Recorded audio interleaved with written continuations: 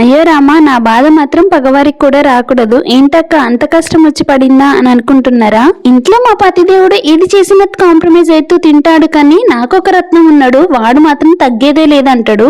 వాడికి నచ్చినట్టు చేయాలంటే వారానికి ఒకటే కర్రీ నేను 3-4 టైమ్స్ వండాల్సి వస్తుంది. అలా ఉంటది మా ఓడితోటి. మరి సర్లే కానీ అసలు ఈ రోజు ఏం చేస్తున్నానంటే టమాటా పచ్చడి చేస్తున్నా. నేను చేసే కర్రీలలో సేఫ్ జోన్లో ఉండే కర్రీ ఇదే. ఇది చేస్తే మాత్రం ఇంట్లో సప్పులు లేకుండా అందరు మాత్రం ఇష్టంగా తింటారు. కాబట్టి నేను ఈ రోజు అయితే టమాటా పచ్చడి అయితే చేస్తాను. వానాకాలం నుంచి శీతాకాలంలోకైతే మారుతుంది కదా, ఎవరు చూసినా తుమ్ములు దగ్గులు అయితే వస్తున్నాయి. కాబట్టి ఇప్పుడు కారం కారంగా ఏదైనా తినాలనిపిస్తుంది. కాబట్టి ఇక టమాటా పచ్చడి అయితే బెస్ట్ ఆప్షన్ అని టమాటా పచ్చడి అయితే చేస్తాను.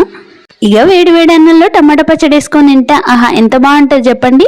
మీలో ఎంతమందికి టమాటా పచ్చడి అంటే ఇష్టమో ఒక చిన్న కామెంట్లు అయితే తెలియజేయండి. నేను చేసిన టమాటా పచ్చడి కారం కారంగా పుల్ల పుల్లగా చాలా రుచిగా అయితే ఉంది.